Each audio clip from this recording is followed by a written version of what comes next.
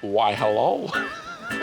I love the beach. It's my happy place. And it's no secret that I love food too. A good meal can make my heart sing. Do the lasagna. And soothe my soul. Yeah, come on, come on. So I'm getting out and about. Let's go. Let's go. Meeting some amazing people. I like it hot and spicy. Producing wonderful, feel-good food. I'm a happy boy. I'll be sending my friend and fellow chef, Joseph Denison Carey, off in search of some inspirational stories of his own. Slav, I want another one, is that all right? Yeah, absolutely. You've got plenty to share. All the amazing characters and flavours we discover will inspire me to conjure up a treasure chest of delicious dishes Chicky. that I know will put a smile on your face too. So join me on my travels and in my kitchen for some good mood food.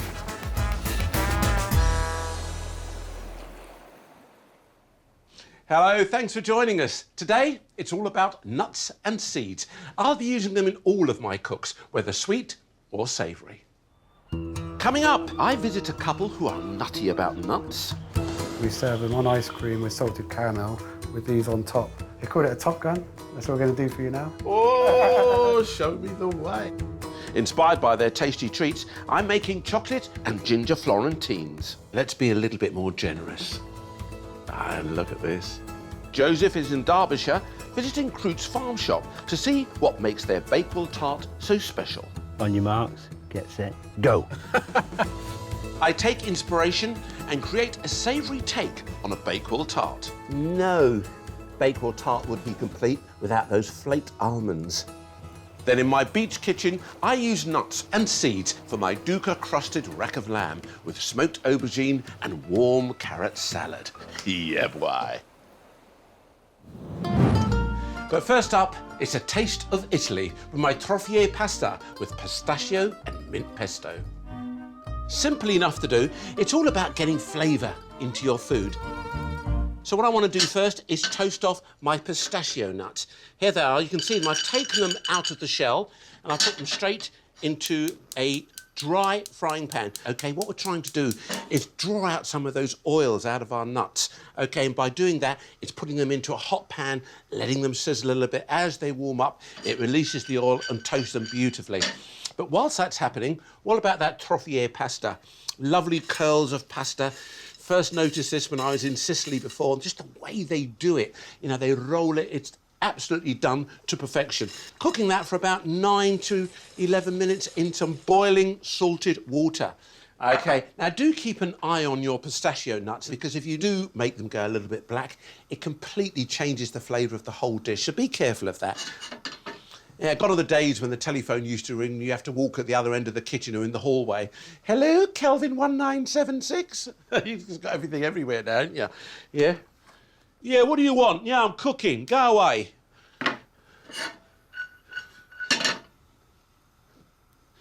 They're beginning to toast. Look at that.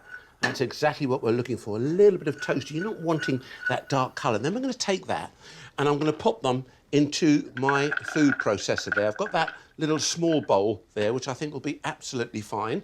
And then to that, a pinch of chilli flakes here. All right, not too much, just kind of sprinkling like that. As far as the garlic is concerned, because it's all happening inside the food processor, I don't need to grate it. I can just slice it like that, and I can just pop those into the food processor. Okay, along with some grated vegetarian parmesan, all right? I've just grated that up. Okay, I'm going to take my lemon, that's it. Bit of lemon zest in there, and of course I'm going to add a little bit of lemon juice. Now you're probably thinking, hold on, Ains, that's not a traditional pesto. Well, the traditional pesto, of course, as we know, pine nuts and basil and the olive oil, the cheese, and that goes in there. But this is something that I discovered in Sicily with pistachio, a little bit different. And the thing I love most of all about the old pesto like this is that you can keep it in the fridge. Great, you know, you've got a bit of tomato and mozzarella. Why don't we just spread it on it when we're making sandwiches at home? We seem to just sort of use it for a bit of pasta. Go on, ring the changes, that's what I say. And it really does bring a lovely freshness to your cooking, to your pesto. That's okay. And instead of the basil, we're using fresh mint. Just give that a bit of a shred, roughly shred. As I say, we've got the food processor doing most of the work for us, so we don't have to think about that too much. All right, that's going in here. And then we can start to add our olive oil.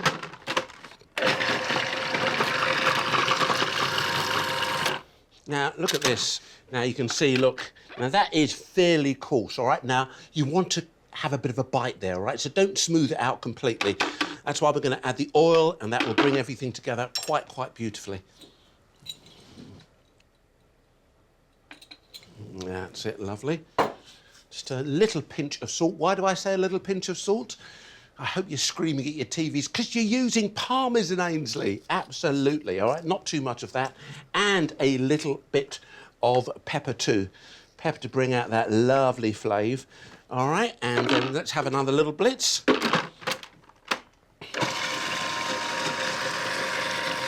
That's it. And I think that looks fantastic. What we've got in there now is we've got a little bit of a texture going on here. Okay, let's clean that up a little bit. And make sure you don't get that blade out of the way, but you can see that, look, there, I've got a little bit of texture going on there, a little bit of bite. You can still see a few of those pistachios have not completely ground down. So that's going to be great when that blends in with your lovely pasta. Okay, gorgeous. Now, we're going to just transfer that beautiful pesto into a pan. Look at this, look. Really lovely, look. Straight into the pan. There we are. Beautiful. And as my good friend Gino would say, make sure you put your pasta into your sauce. Never your sauce into your pasta. Never forget that. Okay, and we're going to lift this up now. There you go. In we go.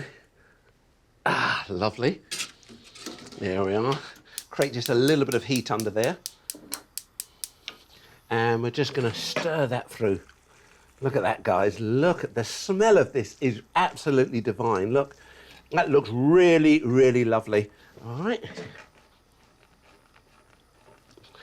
And that's perfect. Right, let's serve up, shall we? Take our pasta. Look at that, guys. Beautiful. Can you see that? The steam's come off it. It's wonderfully aromatic.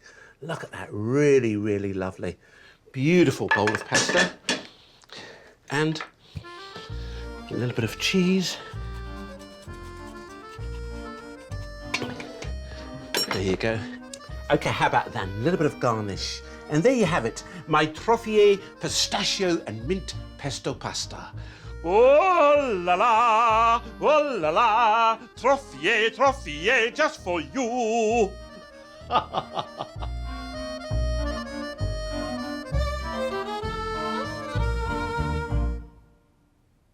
Today, I'm going nuts for nuts and seeds, and I'll be using them in all of my dishes. Coming up, Joseph explores Croot's farm shop and gets a behind-the-scenes look to see what makes their Bakewell tart so special. My plan is to talk to you until you give all your secrets away. You won't get one of them.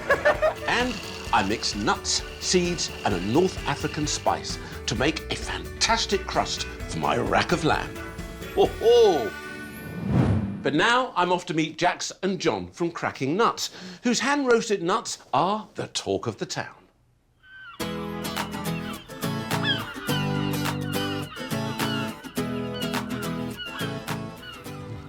I've come to meet John and Jax, who are nutty about nuts. Their hand-roasted range is packed full of flavours, and I can't wait to see what's on offer.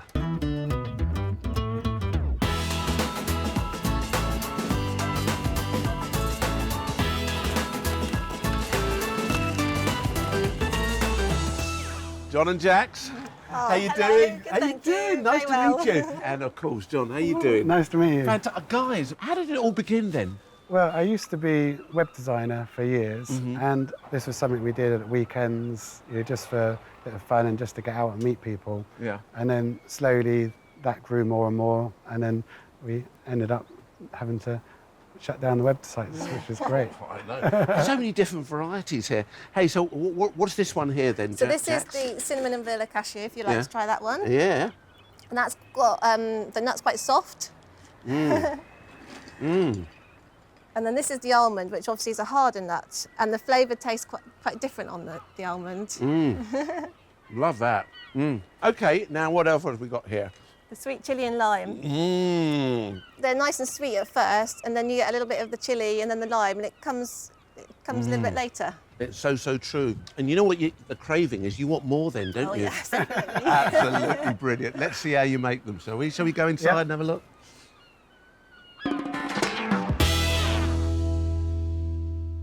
Oh, wow. So this is where it all happens, is it? Yeah, I'll leave you to it, John. Oh, John, this is your department. I'll leave it to you, John. All right, so what are we making here then? So we're going to cook some cinnamon and vanilla cashews now. Can I smell that cinnamon then? So Yeah, what, sure. just good old-fashioned cinnamon? It's yes, organic cinnamon. Oh, beautiful, beautiful. So first of all, we'll put the nuts in. And then the syrup. Wow, wow. And then if you could just turn it on for us. Is it okay? Just here? Switches down there.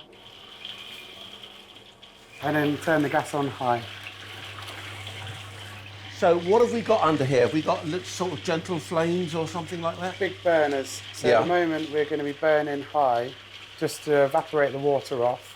And then as it evaporates, once it's evaporated, it will caramelise. And then we can turn the gas down to a cooler one, and that will start roasting the nuts. Okay, and how long will that take then, John? It'll take about 10 minutes. Okay, beautiful.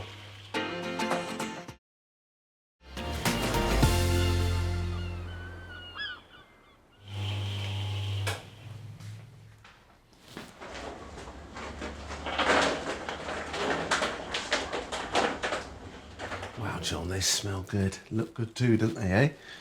Hey, do you just serve them in little tubs or do you do other things with them? At festivals, we serve them on ice cream with salted caramel with these on top. I think What do that's you what call we're going that? to. They call it a Top Gun. That's what we're going to do for you now. Oh, show me the way.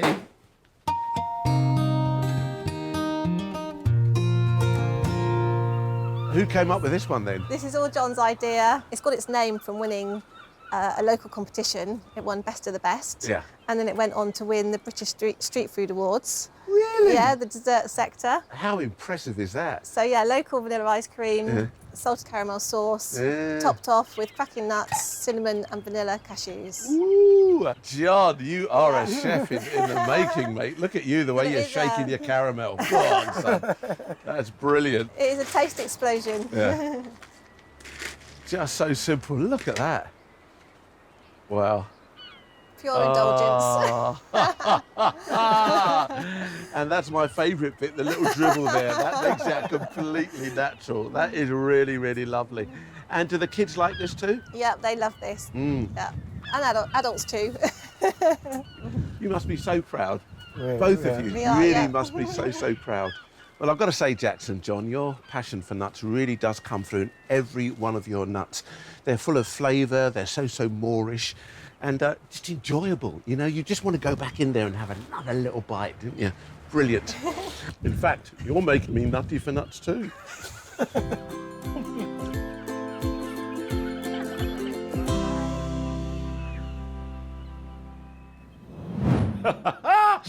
Top Gun, what was he like, eh? I've got to say, though, it really did taste particularly good.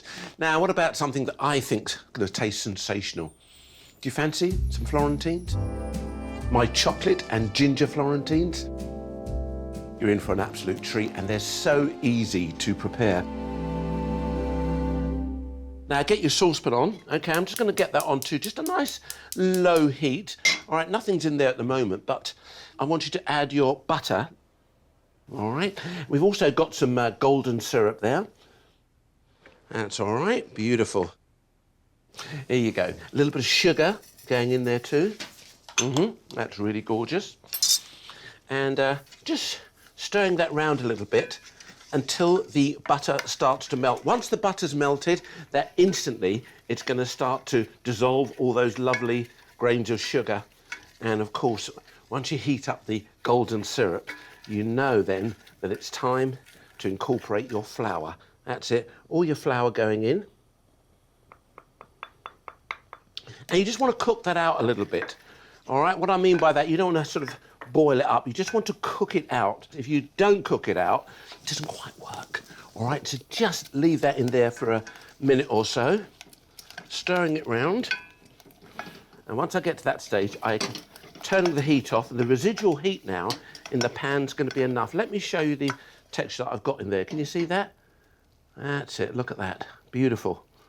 All right, and then we're going to add just a pinch of salt. There you go.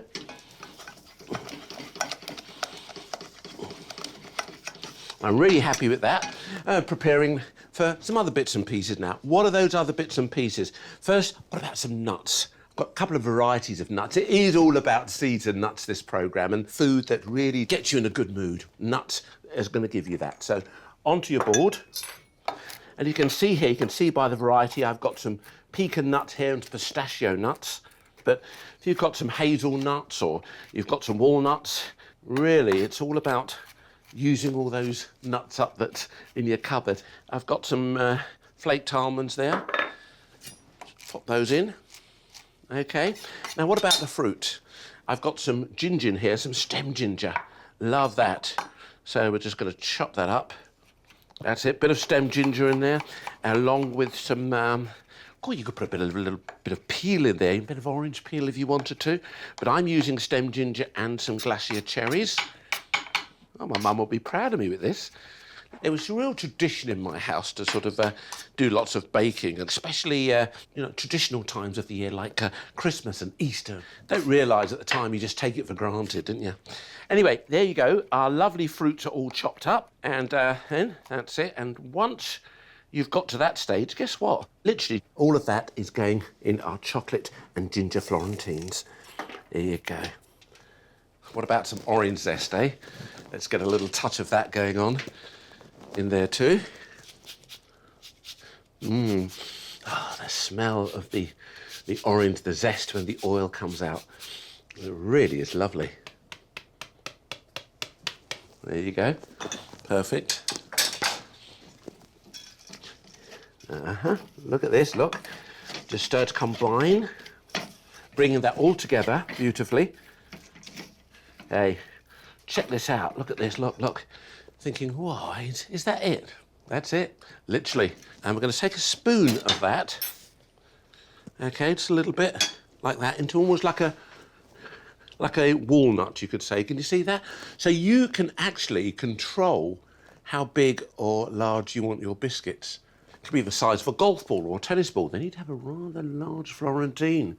Eh? You got a large Florentine? Oh, lovely. I like a small Florentine myself. There you go. And once you get to that stage, can you see what I'm doing here? I want you to just press that down. Can you see that? Using your fingers. Remember, it is going to spread a little bit as it cooks in the oven, but you just spread that down. All right? Like that. That's very simple. It looks familiar now, doesn't it? You're looking at that thinking, yeah, that looks just like the Florentines I have in the shop, Ainsley. All right, but you're going to make your own now. I want you to promise me. All right, there you go. Roll it again. Here we are. Then you flatten it out. Pop onto your tray. Use your fingers to push that down like that. There it is. Our parchment paper, greaseproof paper is absolutely fine. All right, just spreading that out. And then, guys, then you pop them into an oven that's 170 degrees fan, gas mark 5, for about 8 to 10 minutes. You'll see them. They'll get lovely and golden in the oven. So keep an eye on them. There you go. Look at those Florentines. We haven't quite got to the chocolate bit yet, but let's start those cooking, shall we?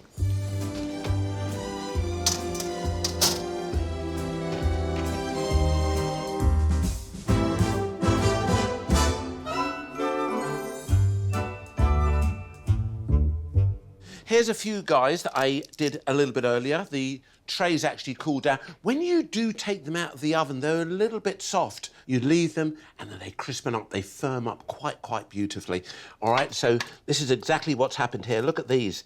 That really is lovely now. Look, that's the perfect Florentine, but we need to chocolate them up a bit, didn't we? Eh?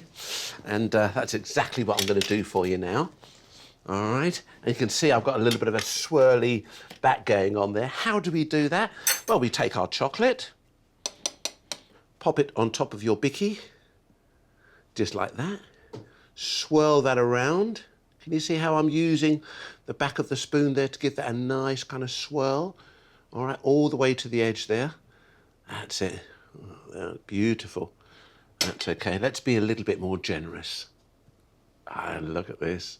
Few drops going over the edge. Kind of like that, actually. Gives me the opportunity to lick my fingers. Oh, that's what my mum used to say to me. It's all about the fun. There you go. Fork going in there, just kind of swirling it like that. Can you see how I'm doing that? Now, sometimes it takes a little bit of time for that. So if you want, you can put them onto your rack, leave it for a minute, and just before that chocolate sets, swirl it through. Then you get real indentations there. Check those out. My chocolate and ginger Florentines. Not just for Christmas, anytime. Go on, have a go.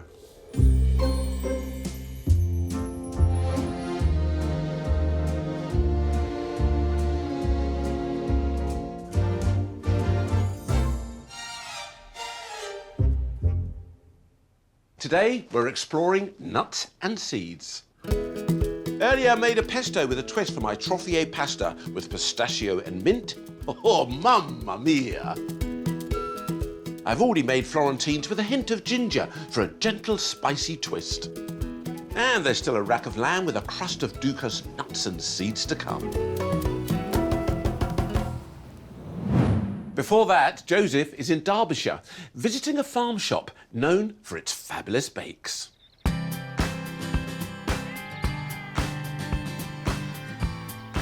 I absolutely love a Bakewell tart, which is why I've come here to Croot's Farm in Derbyshire to find out what it is that makes theirs so special.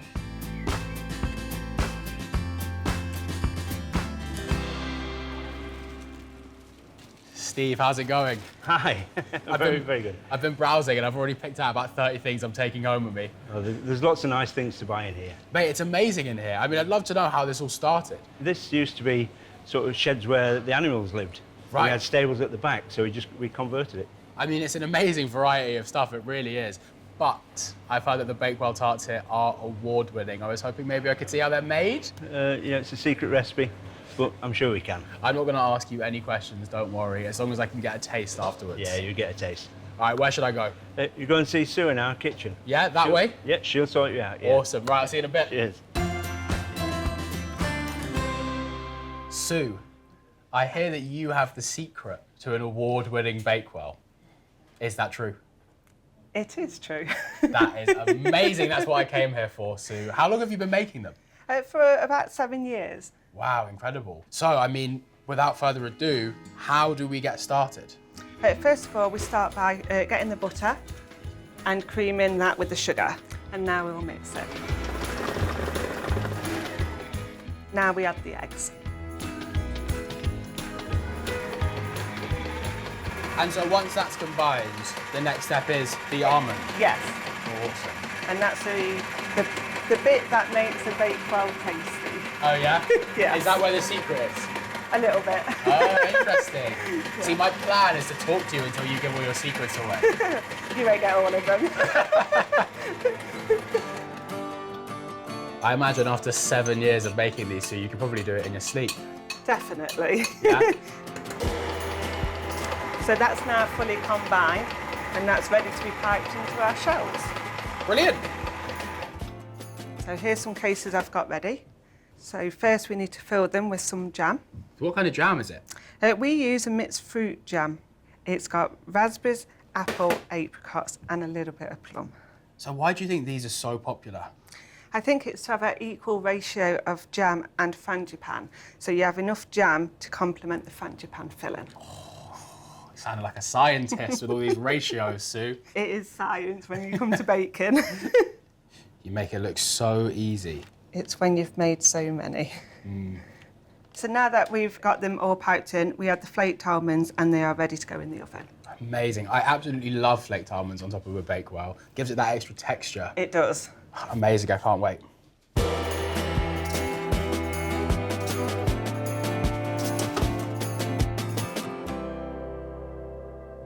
This looked incredible. Steve, with your permission, please can I get stuck in? On your marks, get set, go.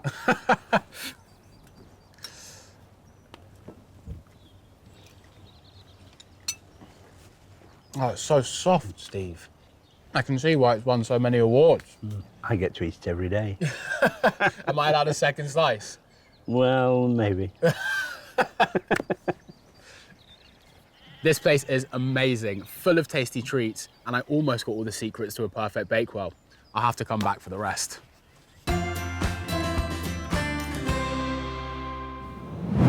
Well, that looked really tasty, but they weren't giving any secrets away there, were they? Hey, I'm not going to compete with that. They're doing that wonderful award-winning Bakewell tart sweet version. I'm going to do my cherry tomato savoury Bakewell tart version. Let's make the pastry first. Flour into your bowl. And that's followed by some nice firm pieces of butter.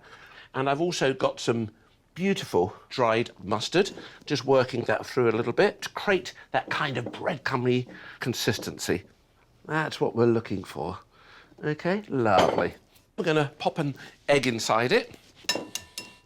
You know, so I'm not beating it or anything like that, straight in there. Knife, just to rub it through like that. Look at that, that's perfect. That really is coming together. And you can almost see that the pastry is saying, go on, give me a squeeze now. There you go, look. And as soon as I apply a little bit of pressure, you might need the addition of a touch of water. But if you can get the flour that's not too absorbing, then you'll end up with a piece of pastry that's just like that, absolutely perfect. Do chill it down, wrap it in a bit of cling film, or if you like, a bit of greaseproof paper, and pop that into your fridge. One that's already rested here. And I've rested that for about half an hour. All right, just kind of allow that gluten, everything, just kind of relax a little bit. All right, it's really important. It's like when you're making a cake and everything, you just want to just kind of ease down a little bit. Do you notice that? Do you ever do that in your kitchen? And you're probably thinking, why? Why do they do that, Ainsley? But it stops it shrinking when it's baking, all right? So now we're going to roll it out. The real beauty of that shape, of course, is that it's going to fit into my baking tray here.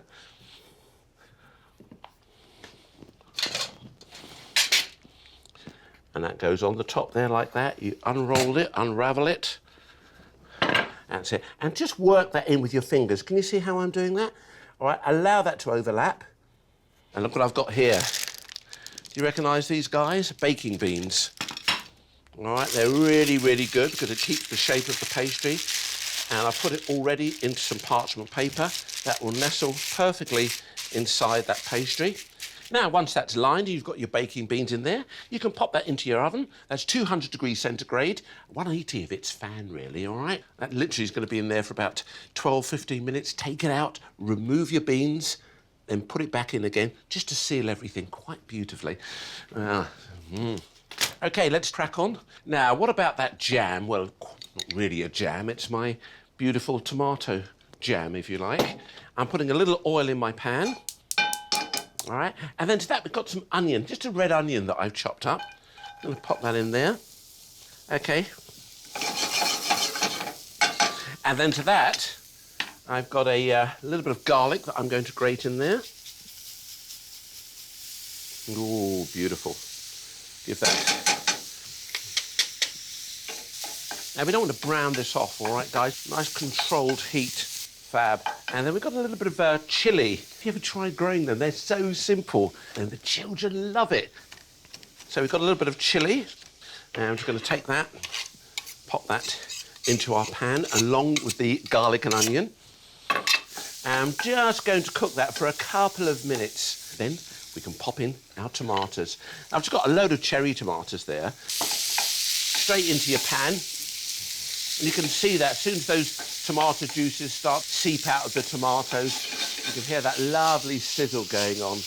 Look at that, beautiful. And then I've got some white wine vinegar. In we go with that. Just a touch of that sugar going in there. And last but not least, a bit of tomato ketchup. That goes in there too. I really want you just to leave that on there. Go back occasionally, give it a little bit of a stir, but we really want to cook those tomatoes down. So that's going to be a nice, slow, easy cook. I'm taking it off the high heat, and you can put it onto something a little bit lower. When it's cooked down, you'll end up with something like that. Can you see that? Smooth. That was originally all those lovely cherry tomatoes in there, and we can spread that on our pastry base. Let's get that done, shall we? Blind baked, taken out of the oven. I've trimmed the edges there. Look at that. That's cooled down perfectly. That's what you end up with. It's very simple to do. I've just got this. I'm just going to pop that in there like that, using the back of a spoon. That's it. Once you spread that on the base, then you need to make your frangipan. And this butter's a little bit soft. That can go straight in there like that. Followed by my English mustard, all right, little powdered mustard. Let's just blend those together. And then we can pop in our eggs one at a time.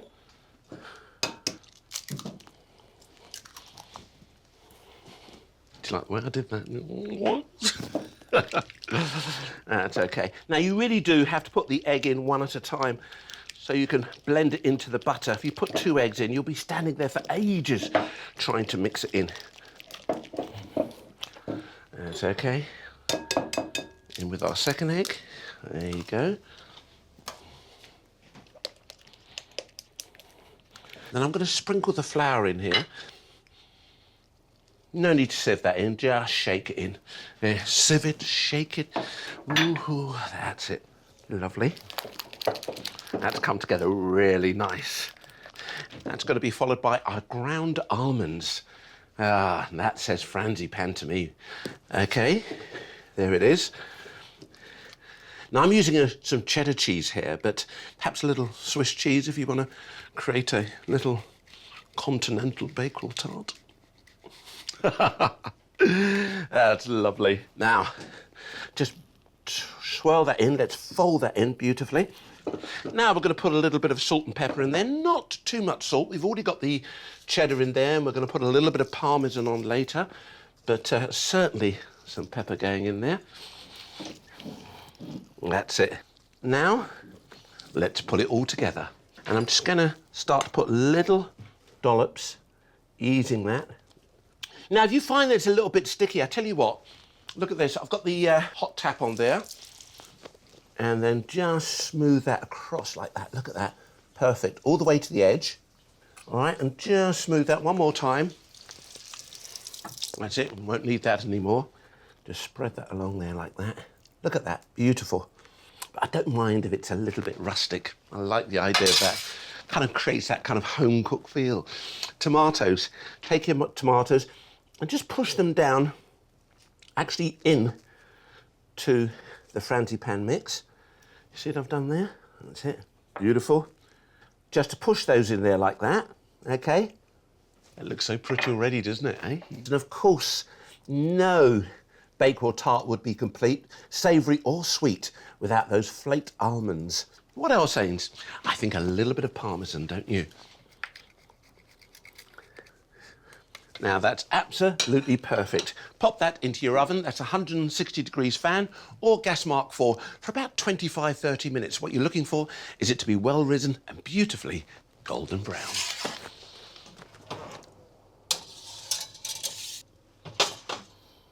But of course, we don't have to wait long because here's one that I prepared a little bit earlier.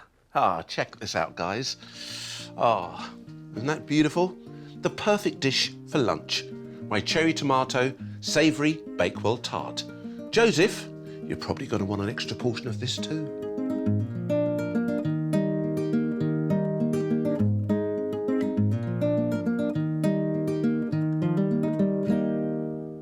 And there's still one more dish to come. Dukkah-Crusted rack of lamb on the barbecue, if you please. Today we've rejoiced in the delights of nuts and seeds. I made a Sicilian pesto with pistachio and mint.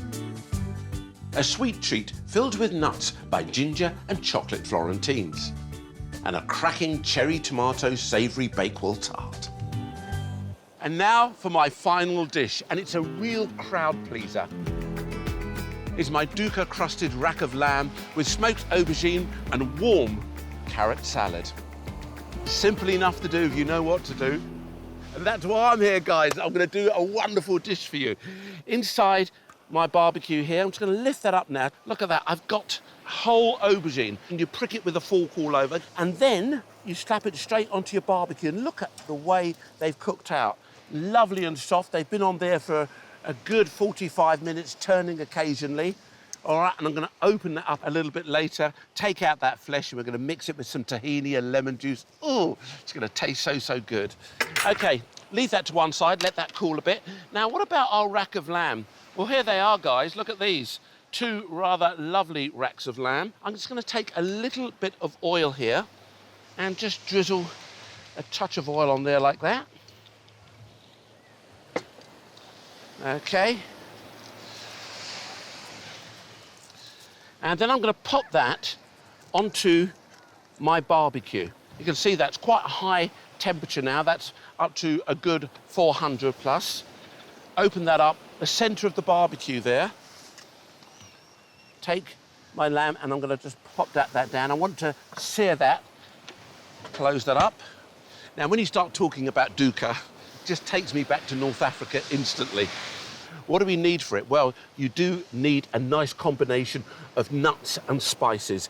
These are the spices that I'm referring to here. I've got some fennel, black peppercorns there, as you can see, some cumin, coriander seeds, and a good pinch of salt. All right, slip that into my pestle and mortar here. All right, all of those lovely spices in there. Give that a good old grind.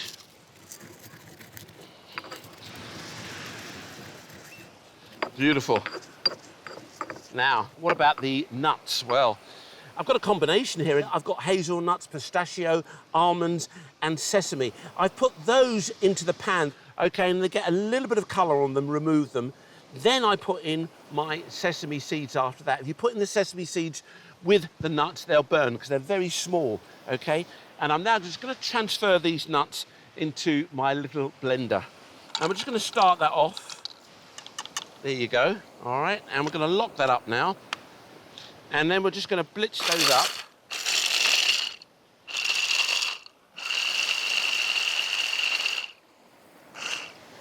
Yeah, now, look at that, beautiful. Now my crushed seeds are going on top of the nuts. That's lovely. Followed by a little bit of sumac. We're going to sprinkle that in there too. Okay, so all of those spices, the nuts and everything are going to be blending together. Lock that up again and blitz it again. And there we have the most wonderful blend of spices and nuts. There they are, isn't that lovely? Look at that combination. I can't tell you, it's wonderfully aromatic. It really, really is so, so lovely. A little bit of parsley going in there now, just a touch of that. Just got that there. I'm just going to put that parsley, that chopped parsley, onto there like that. Just work that in a little bit. There. That's it. That's the Dukkah. Now I'm going to get my lamb, and I'm going to take that now. Yeah, check these out, guys. Look at this, look. You can see that, that's seared beautifully. Now I want to kind of get something to glue that beautiful Dukkah onto my beautiful rack of lamb. So I've got here a little bit of pomegranate molasses. It doesn't have to be pomegranate molasses because I know that not everybody can get hold of it, so you can use a bit of honey if you like. But to that pomegranate molasses here, I'm going to add just a little bit of olive oil. And I'm just going to blend that together. Can you see that? Just work that together. And then I'm going to take some of that and we're going to spread that on to the outside, the fatty outside of our lamb, making sure you get a really nice, good coat on there. That's fabulous. Okay, now this is the good part now, all right? We're going to take that and I'm just going to pop that onto that Dukkah, and I'm going to give that a good push down now. Push it and roll it, there you go. Really make sure you get a good coating on that. That's it, really, oh yeah. Can you feel the Dukkah working? Can you feel it? Ooh, yeah. Oh, it's spicy, it's nutty, it's Dukkah, Dukkah, Dukkah. That's beautiful, look. Can you see that? That's really lovely. And I'm taking that and I'm going to put that right back onto the barbie. But notice, I'm not putting it over the direct heat now, or the hot part of it. It's on the edge of it there. Let's do the second one of those. I'm just going to roll that in there like that. Beautiful, pushing down. Isn't that lovely? Once again, onto the barbecue, not over the direct heat there.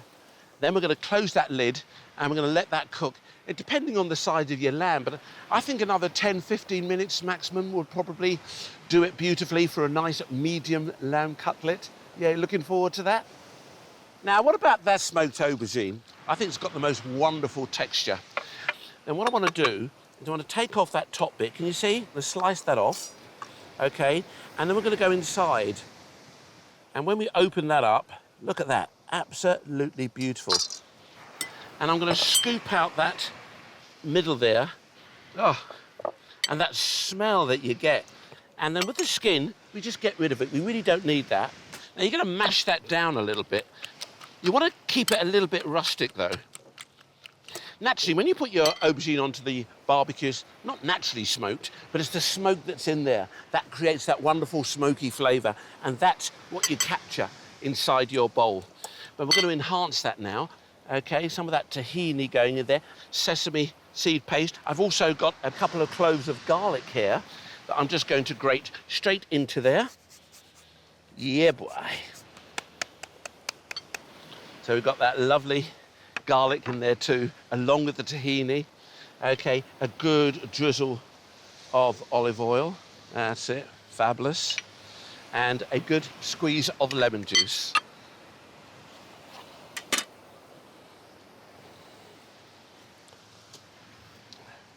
Fab. And then just blend that together now. Just bringing that together. Look at that. Now that looks great. Beautiful. Now just check those out. Aren't they wonderful?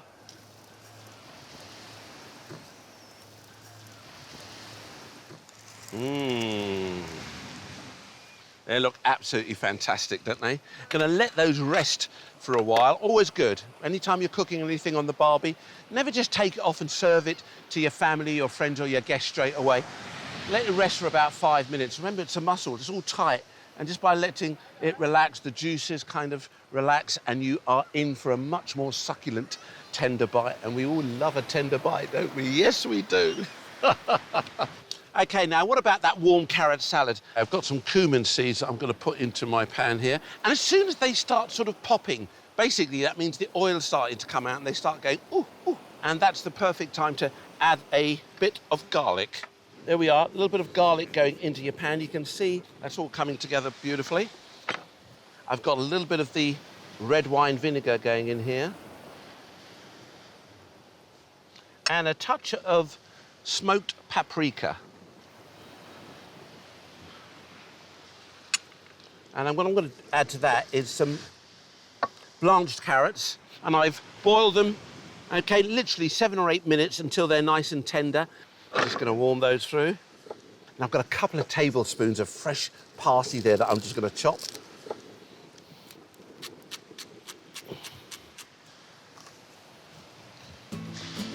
Beautiful. Perfect. Now they'll be ready to go right next to our lamb, which is going to be served with the smoked aubergines.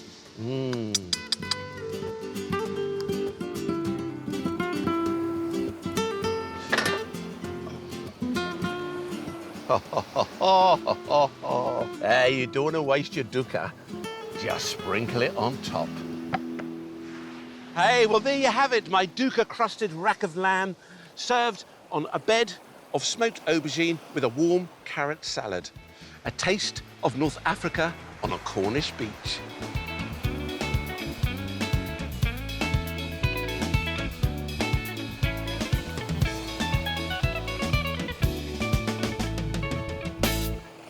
Well, I hope today has inspired you to use more nuts and seeds in cooking. It certainly put me in a very good mood. See you next time. Bye-bye.